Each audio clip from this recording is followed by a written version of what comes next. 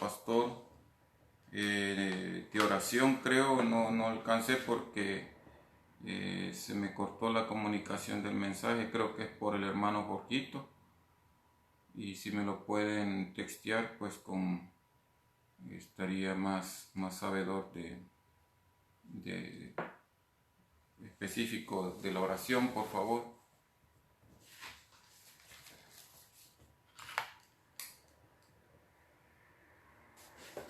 Dios me lo bendiga.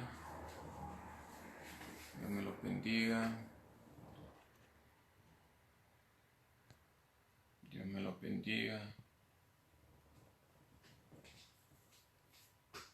Dios me lo bendiga. Y si me confirman lo que me dijo el hermano Héctor, la petición creo que es por el hermano Jorgito, pero porque repito, se me cortó la comunicación cuando estaban oyendo la apertura del pastor. Yo creo que es por el hermano Jorgito, pero ahí me lo textean por este medio en Facebook, porque es en el cell phone que estoy transmitiendo. Y vamos a entrar a la reflexión de este día. Este le he llamado yo cuando Dios te deja para probarte. Sí, hermanas, pastores. Sí, pedía confirmación del mensaje, que si es oración para el hermano Jorgito, creo. Se me cortó la comunicación y creo que es por el hermano Jorgito, una oración por él, por su cumpleaños o cirugía, algo así, no entendí. Ok, por su cumpleaños, por su recuperación. Vamos a entrar a esta reflexión de él. Como les dije, es cuando Dios te deja para probarte. Esto está literalmente escrito así. Vamos a ir siempre a los dos libros que estuvimos leyendo el fin de semana pasado, el sábado pasado. Vamos a estar en 2 de Crónicas, capítulo 32, y vamos a estar luego yendo al de Reyes, ¿verdad?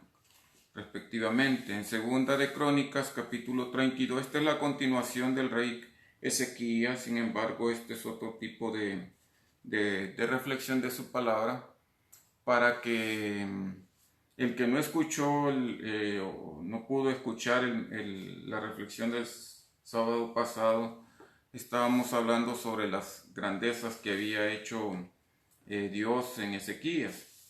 En este es otro tipo, y Dios me puso a hablar sobre las cosas cuando Él hace con cada uno de nosotros, cuando nos deja, dice, para probarnos. Y vamos a leer su palabra en nombre del Padre, del Hijo y del Espíritu Santo, 2 de Crónicas 32. Vamos a leer del versículo 24. Esto es en la enfermedad de Ezequías. En aquel tiempo Ezequías se enfermó de muerte y oró a Jehová, quien le respondió y le dio una señal. Mas Ezequías no correspondió al bien que le había sido hecho, sino que se enalteció su corazón, y vino la ira contra él y contra Judá y Jerusalén. Pero Ezequías, después de haberse enaltecido su corazón, se humilló él y los moradores de Jerusalén, y no vino sobre ellos la ira de Jehová en los días de Ezequías. Dejémoslo hasta acá, hermanos. Ven que aquí se enfermó Ezequías y luego, aparte de eso, se enalteció. Pero vamos a orar para que Dios guíe este mensaje y que sea Él que esté en medio de nosotros, para que en esta reflexión Él nos lleve de su mano, para que crezcamos siempre en armonía con Él, a través de su Hijo Jesucristo, en comunión con su Espíritu Santo. Padre Santo, Señor bendito, gracias, Señor, porque tú nos has reunido aquí, Padre amado. Gracias por tu gran misericordia, por tu gran amor. Te pedimos, Señor, que perdones nuestros pecados, Señor, para que tu Espíritu Santo esté dentro de nosotros, Señor. Límpianos, Señor, por ese sacrificio que hizo Jesucristo ahí en la cruz. Y que sea grato, Señor, la comunión, tu mensaje hacia nosotros, que tú nos edifiques, Señor. Que seas tú exhortándonos, edificándonos, Señor. Que seas tú alimentando, Señor, nuestro corazón con tu palabra. Que sea para honrarte y glorificarte, Señor, y que todo lo que tú haces, Señor, es porque tú tienes un propósito, Padre. Gracias por este tiempo y que tu Espíritu Santo, Señor, esté entre todos mis hermanos para tu honra y tu gloria, Señor. Porque tú eres el único digno de alabarte en este tiempo, Señor. En el nombre de Jesucristo te lo pedimos, Señor amado. Sí, hermanos, decía que esta es la continuación de lo que hablamos el sábado pasado sobre Ezequías. Por los que no estuvieron, si no, los invito a que se vayan en otro tiempo a ver la historia de Ezequías de ese sábado, pero voy a hacer un breve resumen. Se recuerdan de que él hizo muchas cosas grandes para Dios, restaurando el templo, restaurando los servicios, y lo más importante que resalta Dios de él es que hizo lo recto, ¿verdad?, ante los ojos de Dios. Sin embargo, ¿por qué se enfermó Ezequías? Ven que aquí, después de que libera a Jerusalén de esa gran mortandad que pudo haber caído en la ciudad, que ni siquiera ni una flecha cayó, ¿verdad?, de sus enemigos, los libró enviando al ángel y mató a 185,000 del pueblo enemigo de asirios, y le dio victoria a todo el pueblo, pero aún así le cayó una enfermedad a Ezequías. Pero dice en el 25 que no correspondió al bien que le había sido hecho, sino que se enalteció su corazón. Y vino la ira contra él y contra Judá y contra Jerusalén. O sea, no solamente contra el rey, sino que también vino contra la ciudad y todo el pueblo, ¿verdad? Todo el pueblo de Judá y contra toda la ciudad. Dice que después de haberse enaltecido, su corazón se humilló. Y esto está escrito en el libro de Reyes, con más detalles. Pero ¿por qué Dios permite esas pruebas? ¿Por qué Dios permite esas enfermedades? ¿Por qué Dios permite esas angustias a sus siervos, esa desesperación, los que padecen de hambre en esta situación mundial, por decir? ¿O por qué permite la cárcel en sus siervos, así como lo pasaron ciertos personajes que están escritos aquí en la Biblia? ¿O por qué hay situaciones de momentos de aflicción, incluso hay repudio entre los familiares contra otro familiar? ¿O por qué es que a veces nos sentimos acorralados o sentimos cosas que como que si Dios nos ha abandonado, ¿verdad? Y eso es después de una buena bendición. Ustedes pueden acordar de sus propios casos de que teniendo una bendición y vienen después cosas que acontecen en nuestra vida. Pero ¿por qué Dios permite esto? Pero ¿por qué uno siente que Dios nos ha abandonado? Y sin embargo, este no es una parte de abandono, sino que es una etapa, un lapso en el que Dios está creando una situación de prueba. Pero es que Dios hace como que si apartase las evidencias, los hechos de esa seguridad o de esa certeza, de esa convicción, de esa cercanía de Dios hacia nosotros, y crea un ambiente en el que hay zozobra, hay angustia, hay desesperación, y todo eso de que a fin pueda ser probado el corazón de cada uno de nosotros, ¿verdad? Y eso hace ese distanciamiento, pierde uno la confianza, ¿verdad? Esa constante confianza que hay en Dios a veces se puede perder. Hay unas ciertas cosas que son contrarias o se dijesen adversas, que son a veces prolongadas en los casos que vemos como Abraham y Sara en Egipto cuando pasaron hambre, cuando hubo sequía tuvieron que ir a Egipto, y por qué puso en apuros a Abraham de que pudo haber sido tomada Sara por el faraón. ¿Se recuerdan de ese pasaje que está en Génesis? ¿O por qué Jacob tuvo ese etapa de trabajar duramente por Raquel, no solamente 7 años, sino que tuvo que trabajar 14 años por ella? ¿O por qué el caso de José, que estuvo calumniado, estuvo aborrecido por sus hermanos porque ellos veían que Jacob amaba más a José porque lo tuvo en su vejez? ¿O por qué él fue vendido, fue pasado como esclavo, pasó a servidumbre y luego fue preso? Pero ¿por qué esa etapa tan larga y él, a pesar de que siendo fiel, Dios dice su palabra que no lo abandonaba, ¿verdad? Y sin embargo estaba con él. Pero uno ve las situaciones de que todo lo que está alrededor es todo lo contrario. Ahora bien, fue incluso mandado preso por una acusación, ¿verdad? De delito, de que había hecho adulterio con la esposa de Potifar, su amo, ¿verdad? Y muchas cosas que sucedieron alrededor de José a través de su vida, y esas cosas se nos pueden reflejar entre nosotros mismos. Ahora, podemos ver que a veces también hay demoras en las promesas de Dios. En este caso de Abraham y Sara, cuando estaban esperando tener descendencia, que no podían tener hijos, y a pesar de que esa promesa ya había sido dada por Dios a Abraham, y pasó cierto periodo y todavía nada, ¿por qué Dios permitió esa prueba para su hijo Abraham, que le era fiel, ¿verdad? Era uno de los que está puesto como los precursores de una gran fe, ¿verdad? Como ejemplo.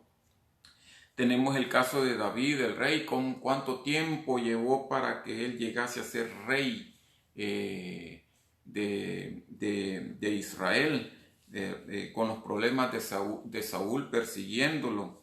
Hay una parte que está en 1 Samuel 30, en el capítulo 30, del 3 al 6, se los voy a leer lo que pasó a David. Dice 1 Samuel 30, del 3 al 6, esto es corta. Esto sucede que habían secuestrado, habían tomado prisioneros a su familia. Dice en el 3, vino pues David con los suyos a la ciudad, y aquí que estaba quemada la ciudad, y sus mujeres y sus hijos e hijas habían sido llevados cautivos. Dice en el 4, entonces David y la gente que con él estaba alzaron su voz y lloraron hasta que les faltaron las fuerzas para llorar. Así fue la angustia de ellos, como dice aquí en 1 Samuel 30, ¿verdad? Dice en el 5 que las dos mujeres de David, ¿verdad? 35, las dos mujeres de David, Ahinoam, Jezreelita, y Abigail, la que fue mujer de Nabal, el de Carmel, dice, también eran cautivas. Imagínense, en el 6 dice, y David se angustió mucho porque el pueblo hablaba de apedrearlo. Todavía, aún a pesar de haber sido cautiva su familia, sus dos esposos y sus hijos, y todavía tenía el temor de poder ser apedreado por el pueblo, por todo lo que había pasado. Pues dice, pues todo el pueblo estaba en amargura de alma. Dice, cada uno por sus hijos, por sus hijas, mas David se fortaleció en Jehová. Pero ¿por qué le suceden estas cosas, verdad? Eso es uno de los ejemplos. Tenemos una de las aflicciones físicas como le pasó a Job, ¿verdad? A Job. Y una aflicción física y también emocional. Pues sucede de que acuérdense de que no solamente le tocó a sus hijos, ¿verdad? Que perdió a sus hijos, sino que también perdió todos sus bienes. Y no fue corto ese periodo, ¿verdad? Y a pesar de ese le tocó con no solamente todo, sino que también a su cuerpo, ¿verdad? Eh, fue tan grande esa prueba para él, ¿verdad? Así como tenemos el ejemplo de Pablo, cuántas veces no fue preso, fue apedreado. Dice que hasta en el Nuevo Testamento, creo que en Hechos 14, que fue apedreado, fue sacado de la ciudad y fue hasta dado por muerto. Así llegaron las pruebas que tuvieron ellos. Ahora, las dificultades de las que se dan por pruebas de las obediencias. Por ejemplo, con Abraham e Isaac era tan difícil, ¿verdad? De que cómo iba a ser esa prueba de que Abraham iba a sacrificar a Isaac, a su hijo, ¿verdad? Eso es una de las pruebas más grandes, pero es una prueba de obediencia a ver si lo hacía. Saúl, por ejemplo, tenemos el caso de Saúl, en la primera desobediencia que hizo, si se recuerdan que que tenía que esperar 7 días hasta que el profeta Samuel llegara y él hiciera holocausto, pero tanta fue su aflicción de que se estaba desertando su pueblo, de que él fue el que llevó el sacrificio. Y entonces ahí eso no le gustó a Jehová. Y entonces ahí fue donde él perdió esa obediencia, ¿verdad? Ahora, si vemos en el otro lado de todos sus profetas, por ejemplo, en el caso de Jeremías, qué obediente fue en llevar su palabra, a pesar de que fue golpeado, fue preso en un pozo seco, ¿se recuerdan? Fue obediente a pesar de que todos los maltratos que recibió solo por llevar su palabra. Era tremendo, ¿verdad? Que fue tan humillado, que sufrió tanto y todo por llevar la palabra de Dios, ¿verdad? En ser prácticamente la voz de Dios hacia el pueblo para que hicieran caso y no pudieran sufrir más pérdidas. Esto fue cuando fue invadido ya el país. Y se acuerdan la obediencia de Moisés, que en la mayoría de los casos todo era bien fiel hasta que le falló con el brote de agua en la roca. Se recuerdan que él le falló porque Dios le dijo que le hablara a la roca y sin embargo él la golpeó como había hecho la vez anterior. Esas son las pruebas de obediencias que vemos en este caso. Entonces tenemos emocionales, promesas, ¿verdad? Y las circunstancias, todas las cosas que pueden venir adversas o contrarias hacia nosotros en nuestros casos. Nos voy a llevar al Segunda de Reyes, el capítulo 20, los capítulos que estuvimos leyendo el sábado pasado. Esta es una parte que no leímos. Segunda Reyes, capítulo 20. Dice en el 1, esta es una parte ya más detallada de la enfermedad de Ezequías. Y aquí hay una cosa milagrosa. Dos cosas milagrosas. Dicen, en aquellos días Ezequías cayó enfermo de muerte y vino a él el profeta Isaías, hijo de Amós. Y le dijo, Jehová dice así, ordena tu casa, porque morirás y no vivirás. Entonces él volvió su rostro a la pared y oró a Jehová y dijo, te ruego, oh Jehová, te ruego que hagas memoria de que he andado delante de ti en verdad y con íntegro corazón, y que he hecho las cosas que te agradan. Y lloró Ezequías con gran lloro, dice. Y antes, dice en el 4, y antes que Isaías saliese hasta la mitad del patio, vino palabra de Jehová a Isaías diciendo, vuelve y di a Ezequías, dice Dios, príncipe de mi pueblo. Así dice Jehová, le dijo ya Isaías a Ezequías. Así dice Jehová, el Dios de David, tu padre. Yo he oído tu oración y he visto tus lágrimas. Y he aquí que yo te sano. Al tercer día subirás a la casa de Jehová. Y añadiré a tus días 15 años. O sea, le alargó el tiempo de vida. Es una cosa milagrosa que Dios hace, a pesar de haber sido recto, ¿verdad? A los ojos de Dios le manda esta enfermedad, pero esta era una prueba a lo que los quiero llevar, ¿verdad? Sin embargo, ven el corazón acá, como continúa en los versículos. Dice: y te libraré a ti y esta ciudad de mano del rey de Asiria, y ampararé esta ciudad por amor a mí mismo y por amor a David mi siervo, como fue su promesa anterior. Y dijo Isaías: tomad masa de higos, y tomándola la pusieron sobre la llaga y sanó. Esta es la parte que yo les decía la vez pasada, hermanos, que aquí ocupó medicina Isaías, ¿verdad? Tomando una masa de higos y una llaga, no sé qué clase de enfermedad sería, pero cáncer de piel, quién sabe, no está escrito, pero es una enfermedad mortal. Dice en el 8: y Ezequías había dicho a Isaías: ¿qué señal tendré que Jehová me sanará y que subiré a la casa de Jehová al tercer día? O sea, todavía se pone a cuestionar, viendo de todos los milagros que había hecho de salvarlo de esa invasión del pueblo enemigo, y se pone a cuestionar a Dios de una señal. ¿Qué señal tendré? O sea, todavía está en duda, en bendición, ¿verdad? Dice, respondiendo Isaías en el 9: esta señal tendrás de Jehová, de que hará Jehová esto ha dicho: ¿avanzará la sombra 10 grados o retrocederá 10 grados?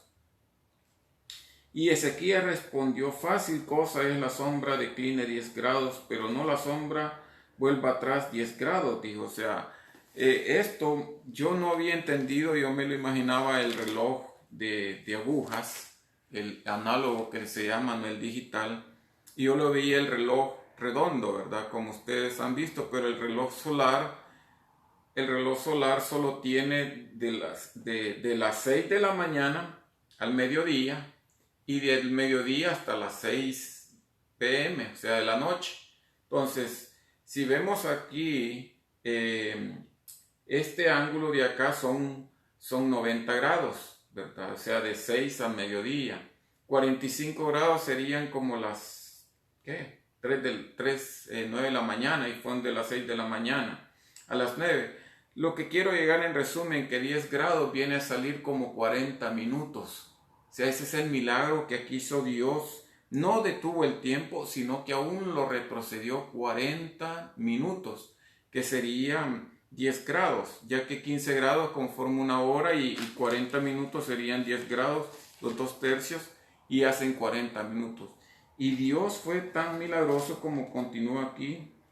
Dice en el 11: entonces el profeta Isaías clamó a Jehová e hizo volver la sombra por los grados que había descendido en el reloj de acá 10 grados atrás. Como les digo, ¿cómo puede un reloj solar, verdad? Imagínense un reloj ahí de sol, que la sombra normalmente tiene que caminar, pero Dios en su poder lo hizo retroceder. Ahí no solo detuvo el tiempo, sino que retrocedió todo.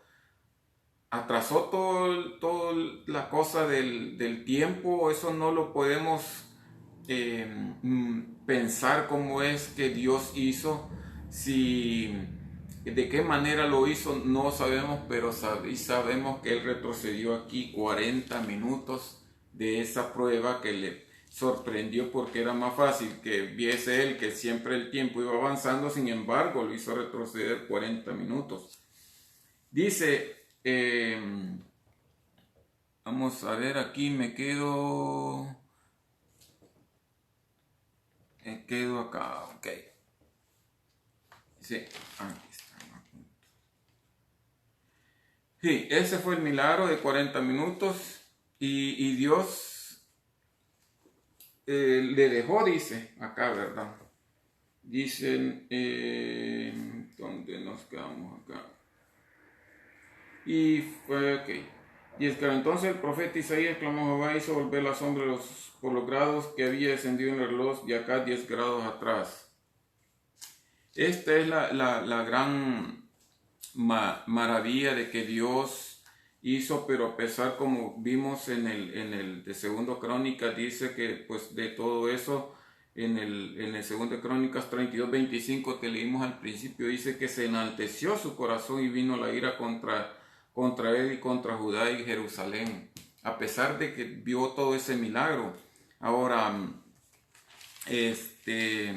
hay unas cosas que todas estas cosas, ¿por qué las pone Dios? Dios las pone para aprender, tener esa confianza en Dios, para que crezcamos en Él a ese nivel de que podamos ser fieles a las experiencias duras que Él pone, como las describimos anteriormente, que eran las adversas, que eran las de obediencia, que eran las de que eran prolongadas, ¿verdad? Todos los ejemplos que puse de todas las pruebas que habían tenido todos estos personajes en la Biblia.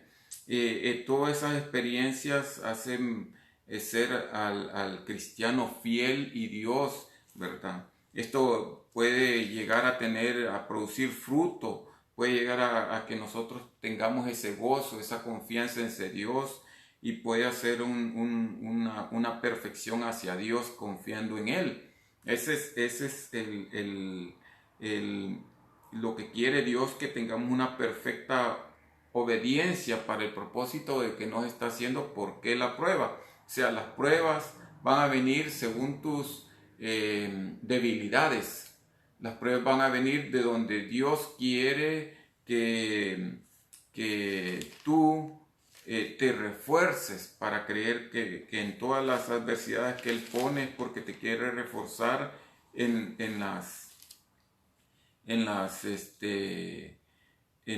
pruebas que te está poniendo. Quiere reforzarte en tus debilidades. Hay una cosa que quiero leerles acá. Este es en el mismo Segundo de Reyes 12:20. Vamos a leer del 12 al 19. Dice, aquí está la prueba que les estoy diciendo yo, que se enalteció.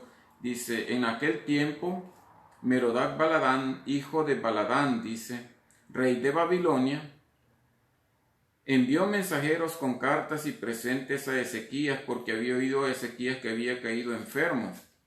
Y Ezequías los oyó y les mostró toda la casa de sus tesoros, plata, oro y especias, ungüentos preciosos, y la casa de sus armas, y todo lo que había en sus tesoros. Ninguna cosa quedó que Ezequías no les mostrase, así en su casa como en todos sus dominios. Vamos a hacer aquí una pausa. Dice que no solamente mostró las riquezas, sino que también mostró él hasta el armamento, ¿verdad? Él mostró no solamente lo que tenía de tesoro, ¿verdad? Sino que también en su casa, lo llevó hasta su casa. O sea, como todo lo que tenía ahí, que no le faltó mostrarle, hasta quizás lo que él andaba colgando, lo que tenía guardado, pero vamos a que ninguna cosa, dice, se negó en mostrarles. Esa es una de las cosas que aquí se nota que él hizo, como un tipo de vanidad, como un tipo de jactancia, como un tipo de orgullo propio de todo lo que él tenía, pues, pero a tal grado que él no estaba mostrando más que la debilidad interna, o el límite de fortaleza que tenía en armamento, que tenía en armaduras, que tenía en cosas de guerra. Hay una cosa que vino una vez a mí a luz, que la mayoría de armas eran hechas de bronce, hasta que venían a combatir con otro ejército que eran de acero, que eran de hierro reforzado con otro material, hacían acero, y el bronce, al tocar en las otras hojas, se partían, se cortaba, como que si pasase un cuchillo sobre papel. Y esa era una de las cosas peligrosas que podrían mostrar, con lanzas, Acuérdense que también los enemigos tenían carros al principio y los otros, Israel solo combatía por pie, y esa era una de las cosas que no se le pueden mostrar a veces al enemigo, todas tus debilidades, sino que solamente a Dios: fortaléceme en esto, fortaléceme en esta debilidad. Yo no sé tus debilidades, pero ustedes sabrán sus propias debilidades. Podemos tener enojo, cólera, desconfianza, los que han tenido vicios, no sé, algo que cuesta, que solamente Dios puede reforzar esas debilidades en las que el enemigo te puede atacar y puede debilitar tu fe. Dice en el 14, en el versículo 14: entonces el profeta Isaías vino al rey Ezequías y le dijo: ¿qué dijeron aquellos varones y de dónde vinieron a ti? Y Ezequías le respondió: de lejanas tierras han venido, de Babilonia, le dijo. Y él volvió a decir: ¿qué vieron en tu casa? Y Ezequías respondió: vieron todo lo que había en mi casa, nada quedó en mis tesoros que no les mostrase. Ven acá, hermanos, que fue tan ingenuo, tan confiado, más bien una vanidad en la que él mostró todo esto fuera de su reino, el que podía atacarlo, y al final fue uno de los que venció después a Jerusalén, después de los asirios, los babilonios, ¿verdad? Hay una cosa que notar, que todo lo descubrimos a Dios. Él lo conoce, ¿verdad? Él conoce nuestras debilidades, pero dice que Él también puede reforzar nuestras debilidades, y que solamente a través de Él uno se puede sentir fortalecido. Se recuerda en esta historia que ninguna flecha tiraron, ninguna lanza tiraron, mas ellos con doble fortaleza, reforzaron torres, y todo fue protegido por Dios, para que vieran que el poder de Dios y la misericordia de Dios y todo el poder estaba a favor de ellos, y de esa manera protegió a Jerusalén sin ningún esfuerzo, sin ninguna hambruna. No pasaron hambre, no pasaron sed. Acuérdense que cuando sitiaban las ciudades era para agotarlos de sus fuentes de alimento y de agua. Dice en el 16: entonces Isaías dijo a Ezequías: oye palabra de Jehová, he aquí vienen días en que todo lo que está en tu casa y todo lo que tus padres han atesorado hasta hoy será llevado a Babilonia sin quedar nada, dijo Jehová.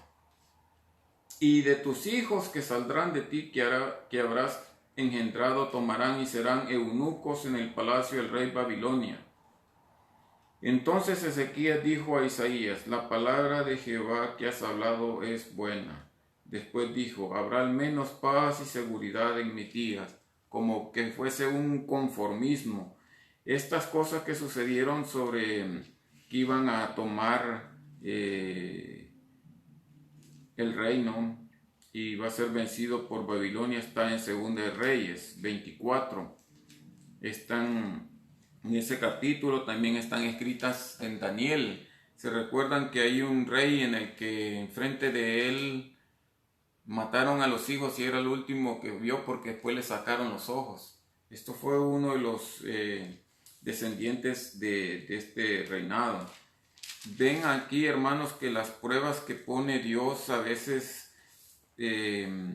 uno se puede confiar en todo lo que Dios nos ha fortalecido, que Dios nos ha bendecido, que suceden las cosas en lo que tú menos te esperas. Me acuerdo que alguien dijo, yo le pregunté que qué bendición porque había obtenido un carro.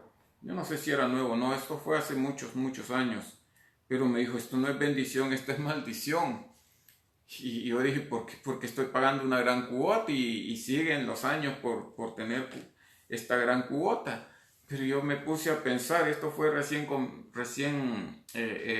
reconciliado con Dios, pero todo lo que provee Dios, todo el dinero viene de Él. Él ve por tu necesidad de salud, Él ve por tu necesidad monetaria, Él ve por tu necesidad de trabajo, Él ve por todas tus necesidades, angustia o desesperaciones, lo que tú tengas, y está en el momento justo. Esto, como repito, hermano, aquí no nos abandona Dios, pero hay un momento, una etapa en las que va a crear ciertas situaciones para que allí vayamos a trabajar en nuestras debilidades. Él va a reforzar nuestras debilidades. Los voy a llevar, hermanos, a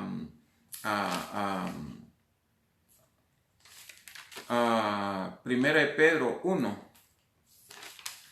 Primera de Pedro 1, por favor. Primera de Pedro 1, vamos a leer del 5 al 7. Dice: que sois guardados por el poder de Dios mediante la fe para alcanzar la salvación que está preparada para ser manifestada en el tiempo postrero, en la cual vosotros alegráis, aunque ahora por un poco de tiempo, y si es necesario tengáis que ser afligidos en diversas pruebas. Ven, hermanos, hay unos iglesias que ofrecen solo promesas buenas, y aquí está escrito que vienen muchas pruebas, vienen aflicciones. Dice en el 7: para que sometida a prueba vuestra fe, mucho más preciosa que el oro, el cual aunque perecedero se prueba con fuego, sea hallada la alabanza, gloria y honra cuando sea manifestado Jesucristo. Vamos a tener muchas pruebas, hermanos, después de una bendición. Y eso no quiere decir que Dios no nos va a abandonar, sino que nos va a probar, y Él quiere que estas pruebas vengan. Dice que sea sometida a la prueba vuestra fe, dice, pero que sea con bastante fe, ¿verdad? Que sea una prueba que dependemos solamente de la misericordia de Dios, que nosotros dependemos solamente de Dios y su gran poder y su gran misericordia, no por nuestra voluntad, ¿verdad? Como dije, hay que aprender a confiar en Dios, hay que aprender a que Él tiene controlado todo y que todo Él lo crea un ambiente de propósito.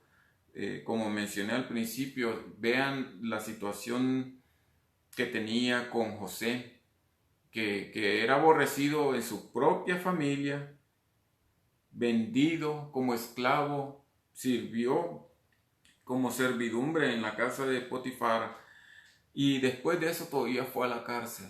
Y dice su palabra que todavía Dios estaba con él y todo lo que él hacía prosperaba. Pero a veces llegan las situaciones en que te sientes tú agobiado y que Dios me ha abandonado, pero está escrito que Dios no abandona a uno, así como estaba dando la reflexión el hermano Amilcar, ¿verdad? Que Dios no te abandona, pero te deja en un estado, te puede llegar en el estado para probarte. Y como dice aquí, ¿verdad? Para que sometido a prueba vuestra fe, mucha más preciosa que el oro, Él, aunque perecedero se prueba con fuego, sea hallada en alabanza para la gloria de Dios, dice, en alabanza, gloria y honra cuando sea manifestado Jesucristo, dice. Lo voy a llevar aquí, hermanos, a Santiago 1. Santiago 1, está cerquita de Pedro. Dice en el versículo 2. Dice en el versículo 2. Santiago 1, versículo 2. Hermanos míos, tened por sumo gozo cuando os halléis en diversas pruebas. No solamente una, dice pruebas, diversas pruebas, hermanos. Sabiendo que la prueba de vuestra fe produce paciencia, ¿verdad? Mas tenga la paciencia su obra completa para que seáis perfectos y cabales sin que os falte cosa alguna. Esta es la fidelidad que quiere Dios, que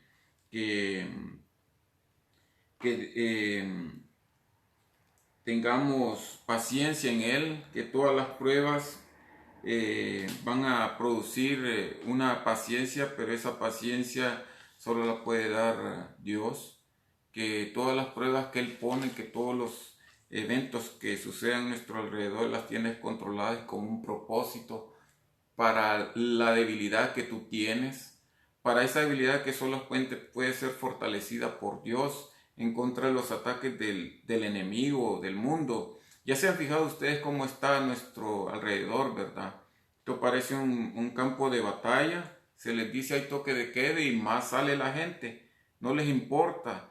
El muchacho que salió en televisión de 17 años disparando como que si estuviese un juego de video o como que si está metiendo un gol, no hay remordimiento después en sus reacciones cuando le están haciendo preguntas.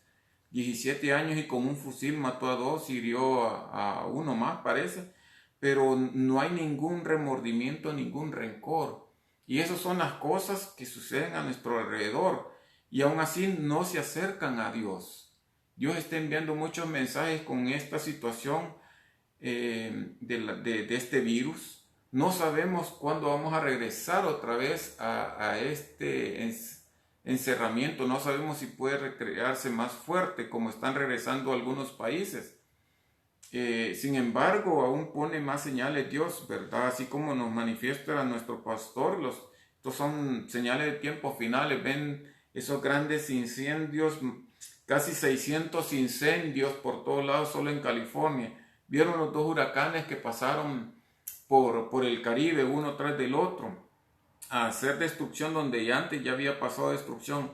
Y la gente solo piensa nada más en lo material, no en la búsqueda de Dios, no en la búsqueda de arrepentimiento hacia Él a través de Jesucristo, ¿verdad?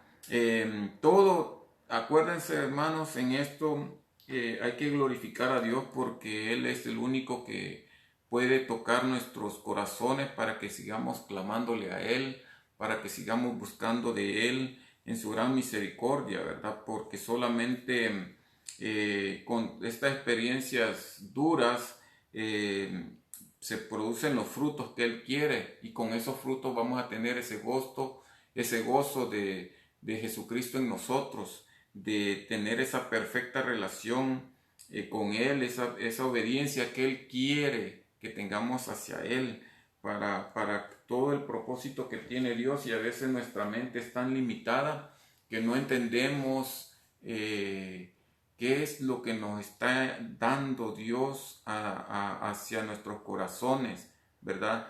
Así como ha tocado a mis hermanos en enfermedades, el hermano Jorgito últimamente en su operación del apendicitis, o los familiares de ustedes que han tenido, hermanos,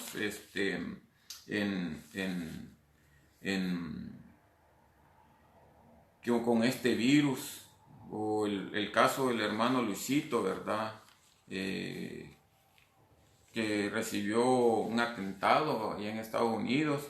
Hay muchas cosas alrededor nuestro, con nuestros familiares, con nuestros hijos, que todo viene con un plan y con un control de Dios y tenemos que confiar en Él, que Él tiene todo en control. No hay que desesperarnos por más que sucedan las cosas a nuestro alrededor y pedir esa confianza en Dios, que solo Él nos puede proteger y Él solo nos puede sacar adelante, ¿verdad? Hermanos, se hace la gloria a Dios, se hace la gloria a su Hijo Jesucristo. Y llegamos hasta acá, hermanos. Vamos a orar por este tiempo para que siempre esté Dios al alcance, ¿verdad? Mientras estemos en comunicación con Él, en arrepentimiento, en humillación como Él quiere. Voy a leer aquí un poquito a ver si no hay otra petición, si no vamos a orar en general para que sea siempre la bendición de Dios para con todos nosotros y nuestros familiares, que Él los guarde y sea siempre su bendición. Oremos, hermano. Padre Santo, Señor bendito, gracias, Señor, por este tiempo. Gracias, Señor, porque tú creas todo el ambiente alrededor, Señor. Con esta tecnología, Señor, Tú nos acercas día a día, Señor, a adorarte, a glorificarte, Señor. No nos imaginábamos hace tiempo que íbamos a estar aquí, Señor, reunidos alabándote a través de lo que tú pones a disposición, Señor, para que se le dé un uso a la tecnología, Señor, para que podamos alabarte, Señor, en comunión, Padre mío bendito, y seas tú exaltado y glorificado, Señor.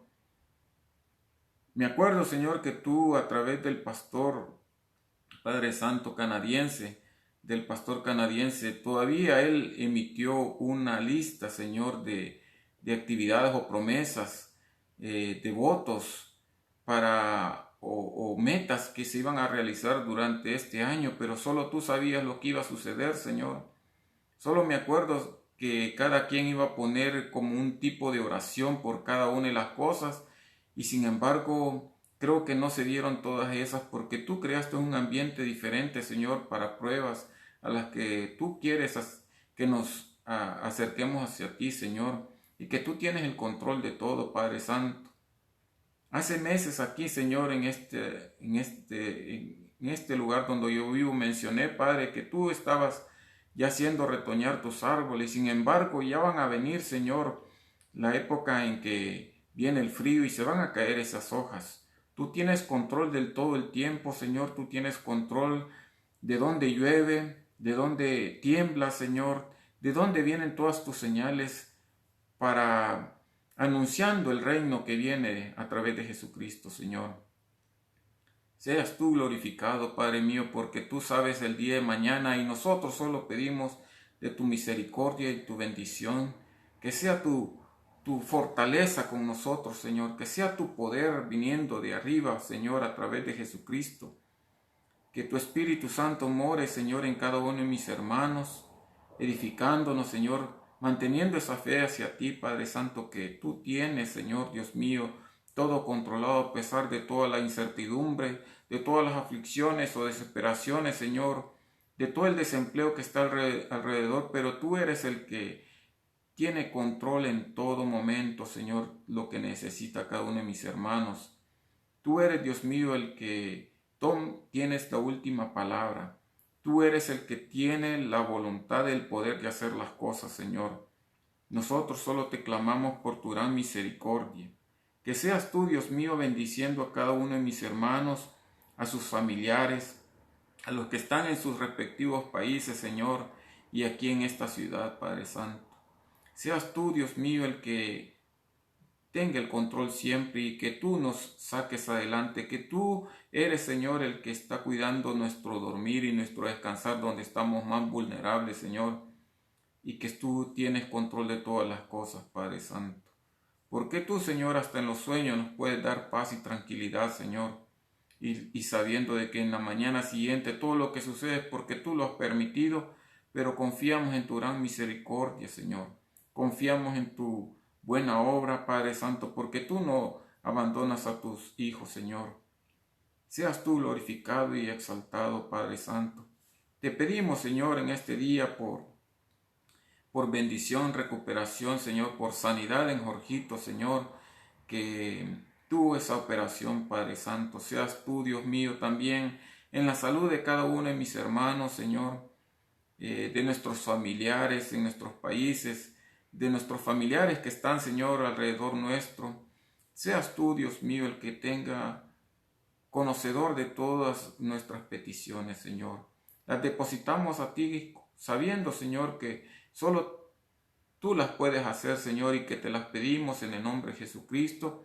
Ese nombre, Señor, que tú nos has dado como el único intermediario, Señor, el que murió por mí, por todos nosotros, Señor, en la cruz, por nuestros pecados, Padre, y que tú lo glorificaste, Señor, tú lo levantaste, Señor, de la muerte, y Él venció la muerte, y Él venció, Señor, en tu nombre, el pecado también, Padre Santo, llevando nuestros pecados hacia el más allá, Señor, y quedándote tú glorificado, Señor, en el cielo, junto al Padre y junto al Espíritu Santo, Señor bendito.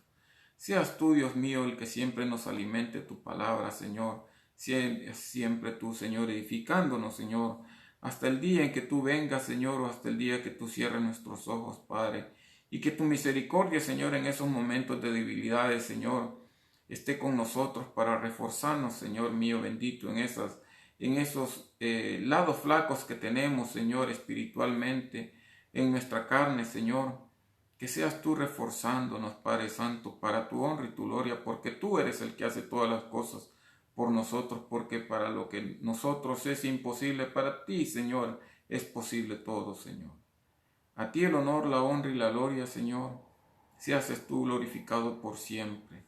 Y la honra, el honor y la gloria para ti, Padre amado. Gracias por permitirnos ser tus hijos. Gracias por permitirnos, Señor, alabarte, porque tú eres el creador de los cielos y la tierra, Señor. Porque tu misericordia ha estado por los siglos y los siglos, Señor. Y tú nos recuerdas, Señor, a través de tu palabra, que tú eres Dios y tú eres un Dios misericordioso, Señor. Y que no abandonas a aquellos que te buscan, Señor, humillados y arrepentidos, y que tú abres tu corazón, Señor, para ellos en bendición.